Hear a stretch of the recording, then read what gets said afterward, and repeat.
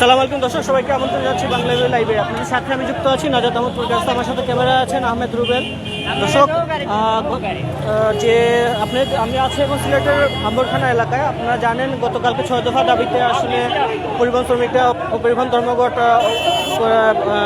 ডেকেছিলেন। তারপর রাত 11টার দিকে আসলে তাদের দাবিগুলো মানার পরে তারা আসলে পরিবহন ধর্মঘট তুলে নিয়েছিলেন। কিন্তু আজকে আবার ঠিক 2টার দিকে 1টার দিকে সেই আবার পরিবহন শ্রমিকরা আবার মাঠে রাস্তায় নেমেছেন। তাদের যে অভিযোগ ছিল তারা যেটি বলছেন, পুলিশ আবার আজকে আবার তাদেরকে অযৌক্তিকভাবে রেকর্ড করেছে, মামলা দিয়েছে। একটি জায়গায় 2বার মামলা করেছেন। সেই বিষয়গুলো আসলে নিয়ে তারা আজকে রাস্তায় নেমেছেন। তারা আসলে যেটি বলছেন, তারা পুলিশের যে দাবিগুলো ছিল সেই দাবিগুলো আসলে তারা আজকে রাস্তাতে থাকবেন। রাস্তাতে তারা আচ্ছা, আমরা জানার চেষ্টা করবো মামলাটা দেওয়া সুজা। আজকে সকালে কালকে কথা আসলো যে মনে করি আপনার গাড়ি 15 তারিখ মামলা গাইতো না। আজকে সকালে 8 থেকে 10টা গাড়ি রেকার হয়েছে, মামলা গাইছে।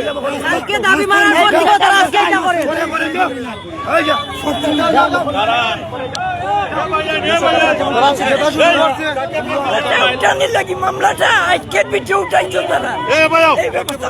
তারা সব গতকাল বইয়া তারা সিদ্ধান্ত নিচ্ছে। সিদ্ধান্তর পরিপ্রেক্ষিতে আন্দোলন প্রত্যাহার করা হয়েছে, কিন্তু আজ আবার তারা পুলিশে অহেতুকভাবে গাড়ি রেকার করছে। তারা ডিসিএসপি তারা সব বইয়ে আলোচনার মাধ্যমে কিন্তু আন্দোলন যারা প্রত্যাহার করা হয়েছে, তারা শ্রমিকরা আপনার জিও করছে, সহনশীলতা দেখাইছে, পরীক্ষার লাগি তারা ছাড় দিছে। কিন্তু একদিন যা গেছে না, আজ তারা আবার পুলিশ হয়রানি আরম্ভ করছে, গাড়ি রেকার করছে। এর লাগি তারা আন্দোলনে নামছে আবার। যতক্ষণ পর্যন্ত এই গাড়ি তারা ফিরে দিত না, ততক্ষণ তারা রাস্তাতে অবস্থান করবো। আজকে কয়টা গাড়ি নিছে? আজকে এই আমগোলা দিকে একটা 6টা নিছে, আর একটা 10টা রেকার করছে, আর গাড়ি কটা নিছে সম্পূর্ণ। প্রত্যেকটা গাড়ি আপনার কিছুক্ষণ আগে একটা গাড়ি যে আপনার রেকার করছে, এটার গত 2 দিন আগে কিন্তু মামলা দিয়েছে 6,000 টাকার। আজকে আবার গাড়িটা রেকার করছে, না হলে তার থেকে 10 থেকে 15,000 টাকা লাগবে তার গাড়িটা আনতেন। একটা ড্রাইভারে রুজু করে কয় টাকা? আমরা যে রুজু করি, আমরা কয় টাকা রুজু করি? আমরা দেখা যায় সারাদিনে রুজু করতে কোনো আইন নাই। আচ্ছা দর্শক, একটার বাদে একটা হয়রানি করে। আজকে যে গাড়িটা রেখা রয়েছে 10,000 টাকার মামলা, এখন টিএনএর হাতে আছে মামলা। এইটা না ছাড়া পর্যন্ত কোনো ডিসিশন নেওয়া হইতো না। দর্শক, আপনারা যেমন দেখছিলেন, রাস্তা পরিবহন শ্রমিকরা আসলে রাস্তা বন্ধ করে দিয়েছেন, যার কারণে আম্বরখানার যে 4 রাস্তার মোড়, সেই 4 রাস্তার দীর্ঘ যানজট দেখা দিয়েছে। সব মিলিয়ে আসলে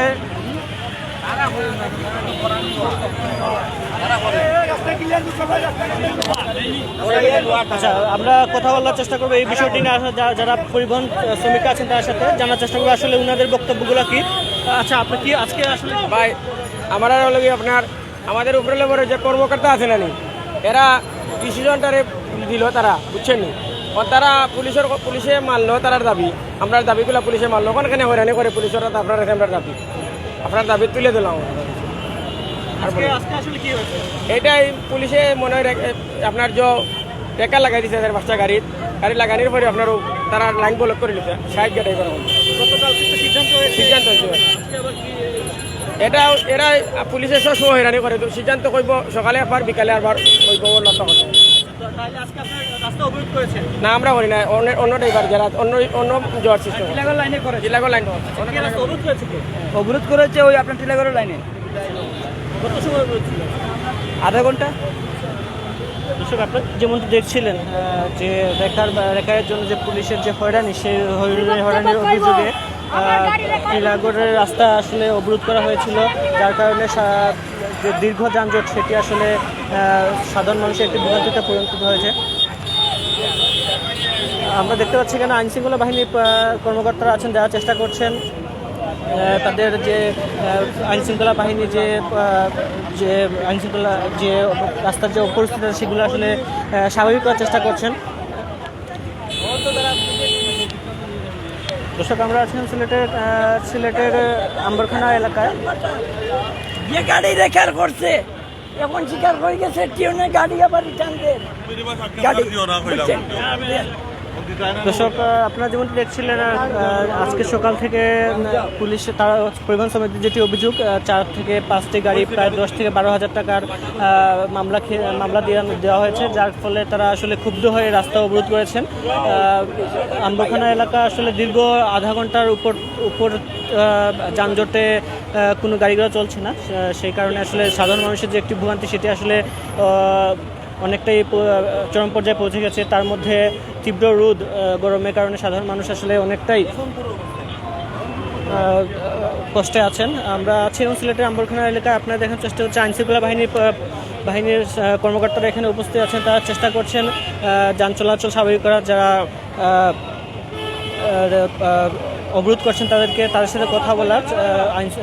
তারা যেটি বলছেন খুব শীঘ্রই আসলে পরিস্থিতি স্বাভাবিক হবে, আবার সাময়িকভাবে একটু সমস্যা হচ্ছে, যার কারণে সাধারণ মানুষ ধৈর্য সহকারে ধরার অভিযোগ করছেন।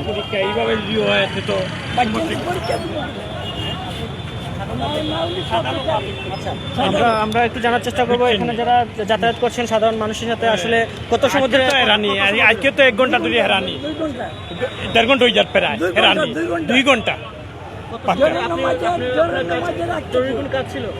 জরুরি কাজ ছিল, আমার তো দোকান ছিল, এখন বাসায় যেতাম, বাচ্চার মেট্রিক পরীক্ষা, কালকে চিন্তা কেনাকাটা লাগবে না, এগুলো হেরানি। কালকে যদি এইভাবে হতে পারছেন যে কিভাবে লইয়া যাই, বুঝছেন কথাগুলি তো শুরু হওয়ার দরকার নাই, 2 দিন পরে পরে, বুঝছেন। কাকে দোষারোপ করছেন এই বিষয়টি নিয়ে? প্রশাসন একটু সুরাত দেয় না, এটা সুরাত দিত তো সম্পূর্ণ পুলিশের হয়েছে বা এটা নিয়ে আসলে সমাধান হয়েছে। আজকে আবার এই বিষয়ে আজকেও তো কি কারণে কি হলো, গাড়ি নিয়ে গেছে, বুঝছেন। আমরা তো সমাধান চাই, বুঝছেন না, সমাধান হয় না, উনি বলছে সমাধান হয় না, বুঝছেন। সাধারণ পাবলিকের অসুবিধা হন না। দর্শক, আসলে আপনি যেমনটি দেখছিলেন, সাধারণ যে যাত্রী আছেন তারা যেটি বলছেন আগামীকাল থেকে আসলে পরীক্ষা শুরু, যে পরীক্ষার কাজ যদি এরকম হয়, পরীক্ষার্থীদের যদি এরকম হয়, তাহলে পরীক্ষার্থীরা আসলে কী ধরনের সমস্যায় পড়তে পারেন সেটি আসলে তারাই বলছেন। আমরা আছি সিলেটের আম্বরখানা এলাকায়। এখানে গতকালকে আপনারা জানেন সিলেটের 6 দফা দাবিতে পরিবহন শ্রমিকরা পরিবহন ধর্মঘটের ডাক দিয়েছিল, কিন্তু গতকালকে রাতের দিকে প্রশাসনের সাথে বৈঠকের পরে তারা আসলে পরিবহন ধর্মঘট তুলে নিয়েছিলেন। তারা যেটি বলছেন তাদের দাবি মানা হয়েছিল, কিন্তু আজকে আবার ঠিক এই সময়টিতে পরিবহন সমিতি আবার আম্বরখানা রাস্তা অবরোধ করেছিলেন। এখন আবার রাস্তা তারা অবরোধ ছেড়ে দিয়েছেন। প্রশাসনের যেটি বলছে তারা যেটি বলছে, পরিবহন সমিতি যেটি বলছে, আজকে সকাল থেকে নাকি আবার রেকর্ড করা হচ্ছে বা মামলা দেওয়া হচ্ছে, অবৈধভাবে মামলা করা হচ্ছে, কিন্তু গতকালকে এটি সমাধান দেওয়া হয়েছে। যেটি তারা যেটি বলছিল 15 তারিখ পর্যন্ত তারা কোনো মামলা দেওয়া হবে না, সেই প্রেক্ষিতে তারা আসলে রাস্তা অবরোধ করছিল। সব মিলিয়ে আসলে এই ছিল আসলে আম্বরখানা এলাকার অবস্থা। আচ্ছা, আমরা জানার চেষ্টা করবো আসলে আজকে কি হয়েছে ঘটনাটা। আসলে গতকালকে তো আপনারা আসলে বলেছিলেন অবরোধ প্রত্যাহার করার দাবি মানা হয়েছে, এই বিষয়টি আসলে আপনারা কি আজকে আবার এই ঘটনার কারণে?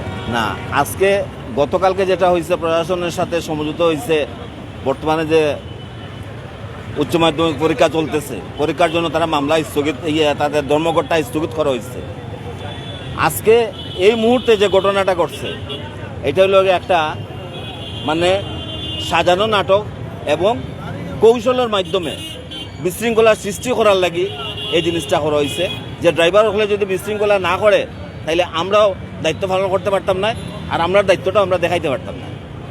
এটা এমন প্রশাসনের সব যে বাদ অন্যায় করে তা নাই।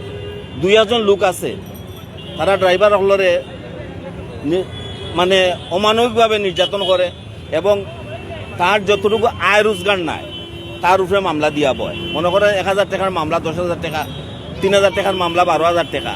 এখন ড্রাইভার হলে এটা সহ্য করা সম্ভব নেই। এটা লোক একটা কৌশলে এবং এটা যুগসাজস করিয়া করা হয়েছে যে বিশৃঙ্খলা সৃষ্টি করা হোক, আবার পয়েন্টে পয়েন্টে আবার ড্রাইভার হলরে দিয়া একটা বিশৃঙ্খলা করিয়া যাতে সাধারণ প্রশাসনের উপরে ক্ষুব্ধ হয়।